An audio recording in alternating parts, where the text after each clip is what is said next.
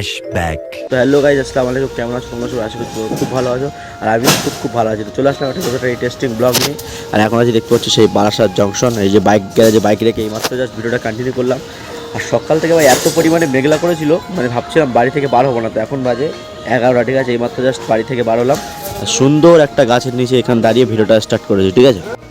তো প্রায় 10-12 দিন ধরে ভিডিও দিচ্ছি না, আজকে হঠাৎ করে ভিডিওটা কন্টিনিউ করছি। আর আজকে আমাদের প্রাণ প্রিয় বড় ভাইজান পীরজাদা আব্বাস সিদ্দিকী ভাইজান আমাদেরকে ডাক দিয়েছে, মানে নিশাপুর ঝাপবেড়িয়া অঞ্চলে।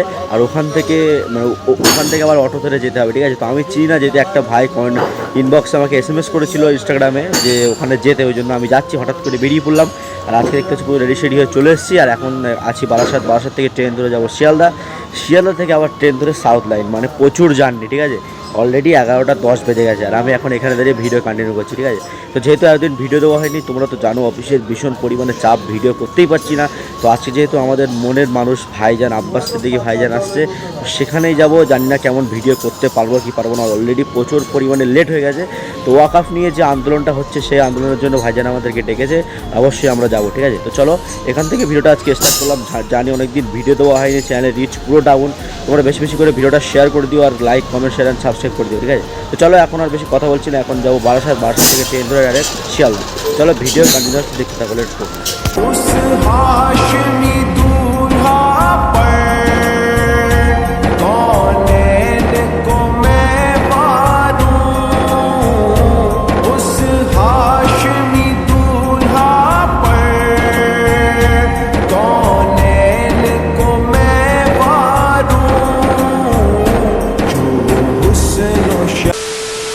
মুসলমান ঘরে ছেলেমেয়েরা, তরুণেরা, বাপেরা, ইমানদার কখনো আল্লাহ ছাড়া অন্য কাউকে ভয় করবে না।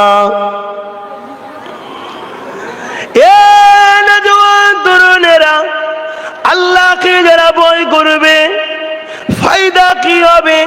ওয়ালিমান খাফা মাকাম রাব্বিহি জান্নাতান, সূরা রহমানের মধ্যে আল্লাহ জানান, এ দুনিয়ার মানুষের, আমি আল্লাহ আমাকে যারা ভয় করবে, আমি আল্লাহ তাদেরকে দুটো জান্নাত দেব। আর আল্লাহকে যারা ভয় করবে তাদেরকে দুনিয়ার প্রত্যেকটা জালিমরাই ভয় করবে।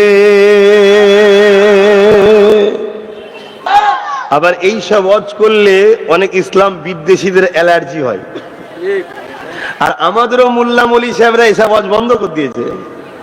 কথা বুঝে আসছো না? নাই মাইকের আওয়াজে সব বুঝতে পারছেন তো? তাই ইসলাম ক্ষুধার্ত মানুষকে খানা খাওয়াবার নাম ইসলাম, শুধু নামাজের নাম ইসলাম নয়। আর নামাজ যেমন ইসলামের একটা অধ্যায়, ঠিক তেমন ক্ষুধার্ত মানুষকে খানা খাওয়ানো এটা অনেক বড় একটা অধ্যায়। জোরে বলুন সুবহানাল্লাহ।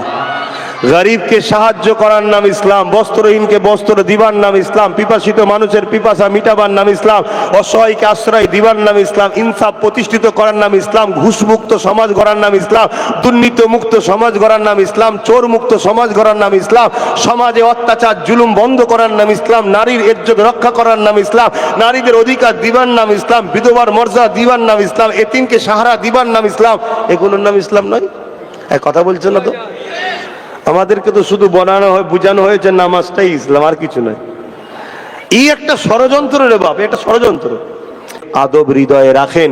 আমি আলোচনাটা ঠিকভাবে করতেই পারলাম না, কখন মাইক খারাপ হচ্ছে, কখনো হই হই হচ্ছে চারিদিকে, এইসবই হতে হতে টাইম তো হু করে চলে যাচ্ছে। তা আসুন একটু নূর নবীকে সালাত ও সালাম দেবো। ইয়া নবী সালাম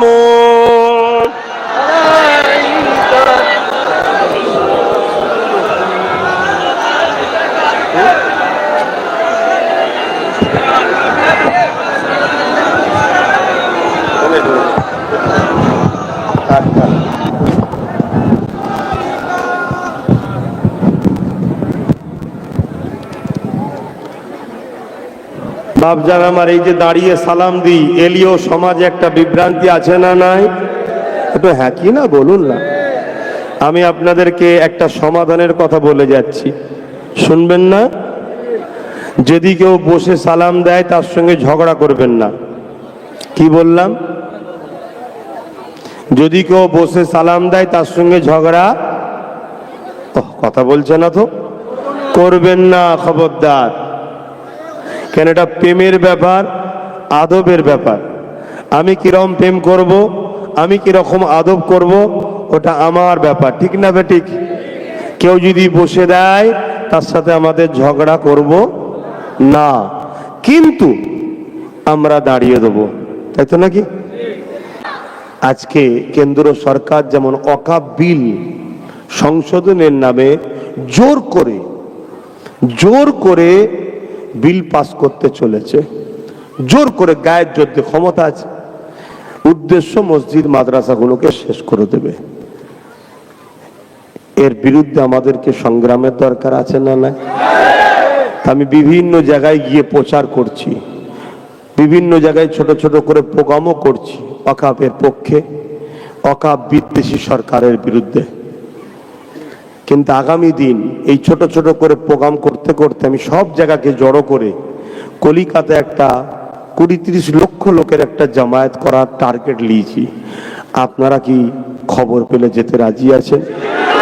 হাত তুলে দেখাবেন আল্লাহকে, আল্লাহ পাকে। হাত যদি সত্য, হাত তুলে রাখেন, হাত যদি সত্য হয় আল্লাহ আপনি কবুল করবেন, হাত যদি সত্য হয় আল্লাহ আপনি কবুল করবেন, হাত যদি সত্য হয় আল্লাহ কবুল করেন। বলুন আল্লাহুম্মা আমিন, আরো জোরে বলুন আল্লাহুম্মা আমিন। নারী দিবে, নারী দিবে দ্বীন ইসলাম, দ্বীন ইসলাম। ইসলামের দুশ্মনেরা হুঁশিয়ার, সাবধান। ইসলামের দুশ্মনেরা হুঁশিয়ার, সাবধান। নারী দিবে। আমরা কখনো কারো বিরুদ্ধে বলি না, কিন্তু সব সময় দেখবেন আমাদের পিছনে লাগে, ঠিক না বেঠিক? কিন্তু আমি আরো একটা কথা জানতে চাইছি, কেন্দ্র সরকার ওয়াকফ বিলকে নামে ইসলামের সম্পদকে ধ্বংস করতে চাইছে, বিষয় আমরা সবাই জানি না? জানি না। কিন্তু আমার রাজ্য সরকার মাদ্রাসা থেকে কোরআনকে তুলে দিয়েছে, এটা আমরা জানি? একটু কথা বলেন। তাহলে কেন্দ্র সরকার যেমন ইসলামের সম্পদের বিরোধী করছে, ইসলামের দুশ্মন না বন্ধু? জোরে বলুন। তার বিরুদ্ধে লড়াইয়ের দরকার আছে না নাই? আর রাজ্য সরকার যে কোরআন তুলে দিয়েছে মাদ্রাসা থেকে, এ ইসলামের বন্ধু না দুশ্মন? তাহলে এর বিরুদ্ধেও লড়াইয়ের দরকার আছে না নাই? তাই রাজ্য সরকারকেও বলছি, রাজ্য সরকারের কেউ যদি দরদি থাকে তাদেরকেও বলছি যে বুঝাবেন, রাজনীতি করতে ভুলকে যান, ধর্মের পিছনে না লাগে, খোদার মারে ধ্বংস তো হবেই হবে। আর ইমানদাররা কখনো কোরআনের দুশ্মনকে মেনে নিতে পারে? জোরে বলুন, পারে? হয়তো কিছু মুনাফেককে ভাতা দিয়ে, হাত দিয়ে আপনি হয়তো পকেটে ঢুকিয়ে নেবেন, কিন্তু মনে রাখবেন সবাই মুনাফেক হয়ে যায়নি। 95% লোক এখনো নবীর প্রেমের ওপরে দাঁড়িয়ে আছে। জোরে বলুন সুবহানাল্লাহ। কি আমার কথা থেকে অখুশি হলেন? তাহলে বলুন, কেন্দ্র সরকার যদি তার অন্যায় থেকে ফিরে না আসে, লড়াই যেমন হবে। রাজ্য সরকার যদি কোরআনের বিরোধী যে করছে, এ থেকে যদি সে ফিরে না আসে, এর বিরুদ্ধে লড়াইয়ের দরকার আছে না? না। আল্লাহকে সাক্ষী রেখে হাত তুলে বলো, আল্লাহকে সাক্ষী রেখে বলছেন, লোক দেখানো নয় তো, লোক দেখানো নয় তো, আপনাবান।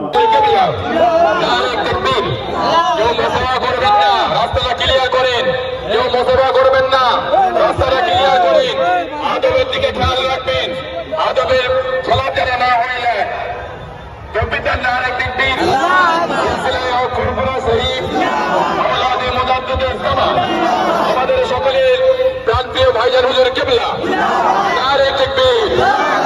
রাস্তাটা ক্লিয়ার করে দেন, রাস্তাটা ক্লিয়ার করে দেন। ভাইজানের সঙ্গে মশলা বেশি করবেন না।